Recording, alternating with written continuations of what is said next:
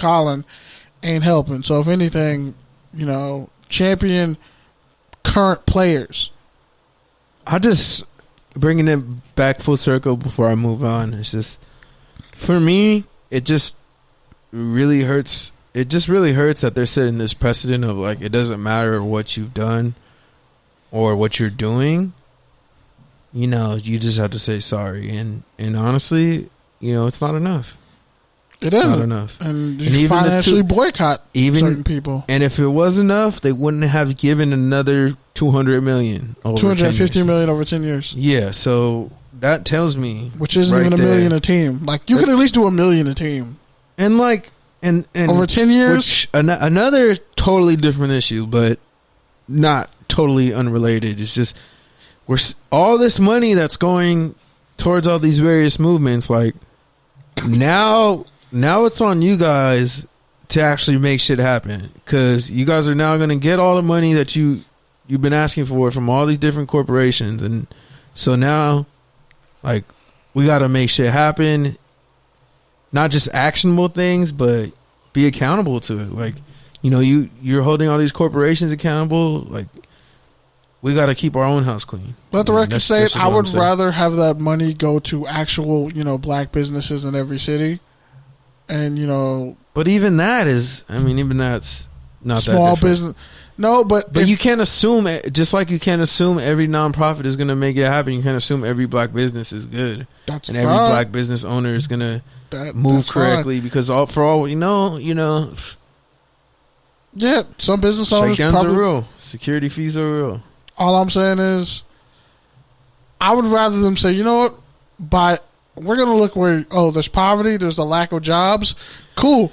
We're going to give people who are actually business owners and just need the money to get their capital off the ground. We're going to give you that money and help sustain you and create jobs in communities. Fuck all that. Business is business. But give the money. Most of that money for nonprofits goes to overhead, and you and I both know that. Nah. And upkeep. Give that money to the kids. Give that money to the schools. Give that money to reset or establish new institutions that's my point. That don't come with the same. No, you're talking about business though. Yeah, economics.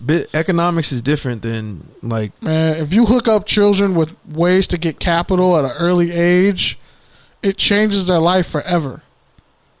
If I had access to $1 million at a young age, what I'm telling you though is you can't assume that just because somebody owns a business, they're going to do right, because there's no ethical code or morals in business. I'm fine with that. But at least give them a shot. How many of these? I'm not fine with that. I'd rather see businesses that white people are running that are crooked as fuck, and they got didn't the Rams I'd rather see Kenny get a scholarship to do something, or a grant, or I'd rather see Kenny's son get a charter scholarship or something like that, than whoever who owns a liquor store, and still racially profiles and doesn't do shit but make money and drives out of the inner city to his house in the IE in his Mercedes Benz. I'd rather see Kenny out here get that scholarship than dude who owns a liquor store, black-owned liquor store, and is driving out to the suburbs but not making shit happen in the community. Can't you have a compromise though? Jordan's Burgers. Maybe there's enough money to go around for everybody. I'm just saying strategically. Strategically, you're right. Jordan's Burgers. You're right. It should go around to everybody. No, not everyone. It should go down to everybody. It should be available to people who need it the most, which are the people who don't have a business.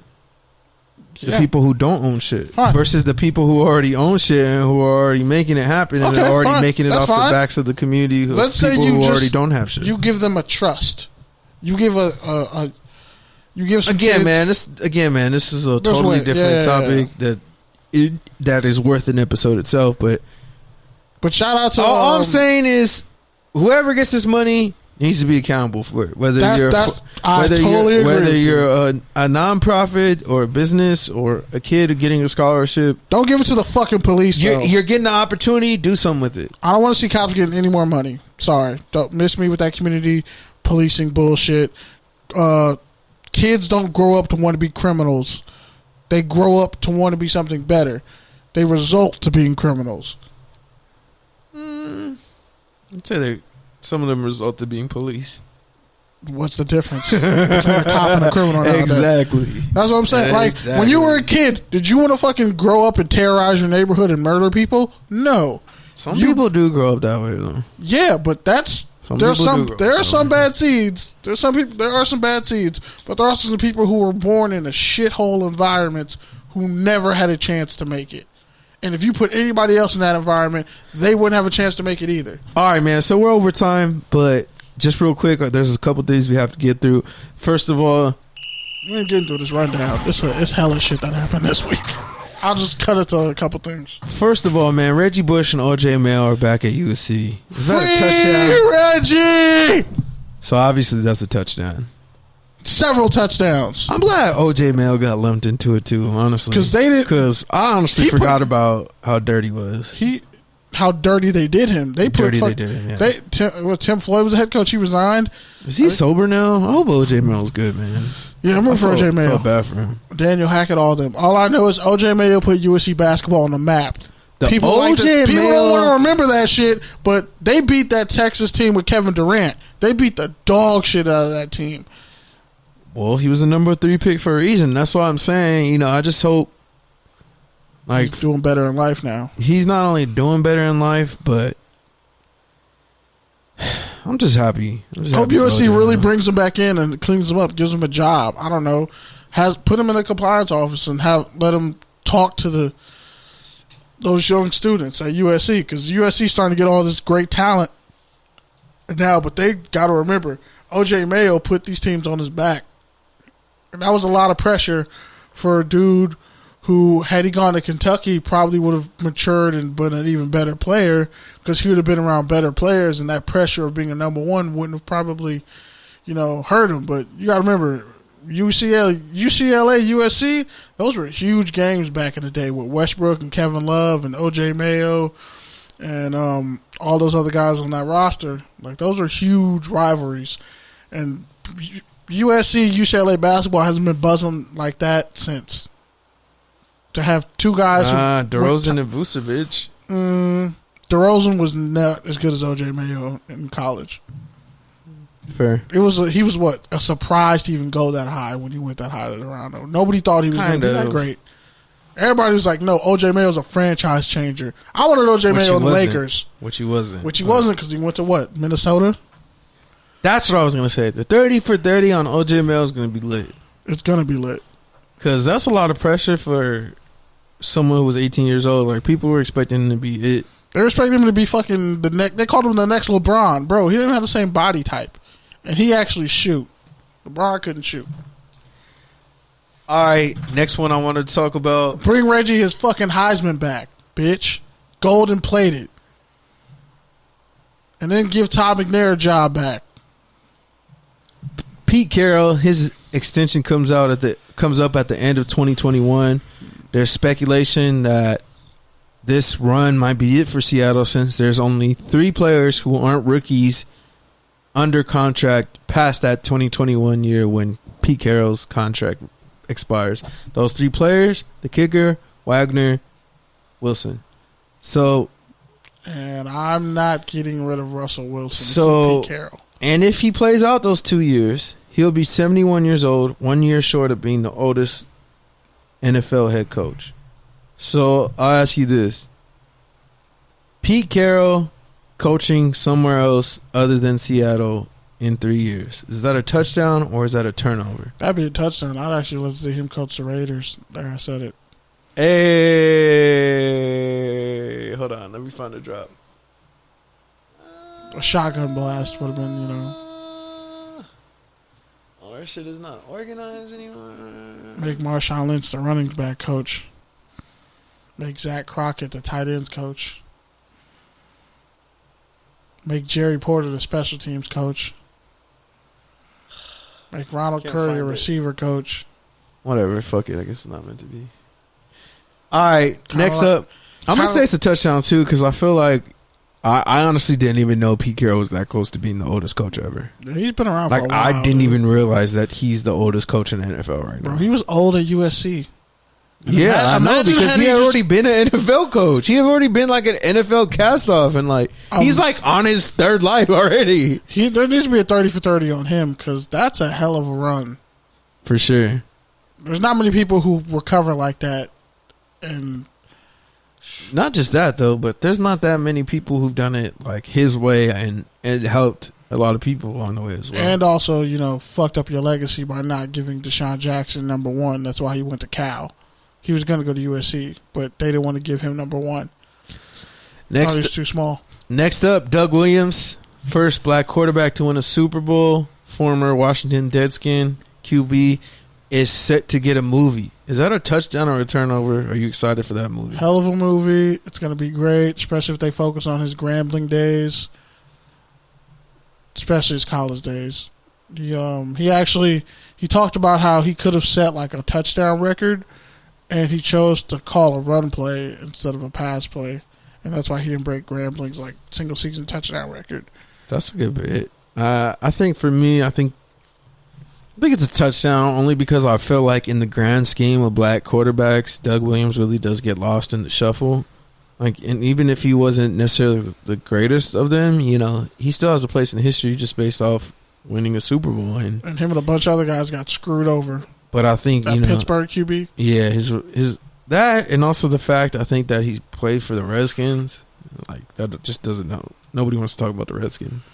But he got Joe Gibbs the Super Bowl ring. Shout out to Mark May, wherever he is. Next one, Jerry Jones, the man who has a comment about everything going on in the NFL, from relocation to basically everything. Kneeling at one point. He's been noticeably silent in this whole ordeal of protests, even after Goodell's video, even after Mahomes. People have called him out. Richard Sherman's called him out. Writers have called him out. So, obviously, it's a turnover that he hasn't said anything. So, let me just say this. Is the conversation that we're having about Jerry Jones, is that a touchdown or a turnover?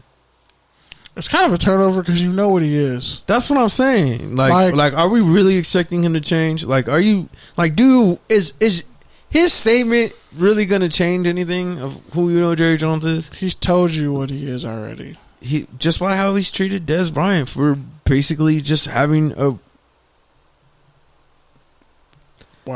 opinion? Like, just for having a backstory, like just for rising through adversity, like going through adverse shit that made Dez Bryant into who he was, ended up being the downfall of Dez Bryant. And you look at that across the board. It's like how he did T.O. too. He both enables you in terms of like, yeah, you're great. Yeah, I want to put you on this platform. Yeah, I want to do this. But then when you're done, it's like, you're done. He wasn't even really done. If you're not a Jerry guy, then you're like white or black. If you're not a Jerry guy, you're out. You're out. But if you're white, if you're black, you're definitely out. You're definitely out because he's gonna find another faster one and then give you the number. Shout out to CD Lamb. I'm just saying, wait till he finds another running back and gets rid of Zeke. That's gonna be a dark day. You just really had to find some way to bring that up, huh? Because you know it's coming. I'm trying to help you brace for it. Like, let's be honest. We might all don't want to say it, but when we're watching Django and you looked at Calvin Candy, didn't Jerry Jones pop up in your head? Definitely did for me. Definitely didn't want to pay Emmitt Smith. Definitely had way too much Tony Romo love, Jason Witten love, and Dez Bryant called out. He said, these protests, Jerry Jones and Jason Witten should definitely be there at the forefront. And then, of course, they sent heart emojis to each other. I was like, Dez, you took a shot because you probably know your NFL career is over. But you definitely took a shot at Jason Witten. And the last one I want to get to before we sign out, Baltimore head coach John Harbaugh weighed in on the coronavirus restrictions. Basically, the NFL sent out a memo saying that players are to be 6 feet apart when they're on the bench. They're social distancing, et cetera, et cetera. And Harbaugh essentially said, this is impossible. Like, how the fuck do you expect us to do this when they're going to be in a huddle? Like, all these, are they going to shower? Like, you have to shower. We're going to shower 1 through 9.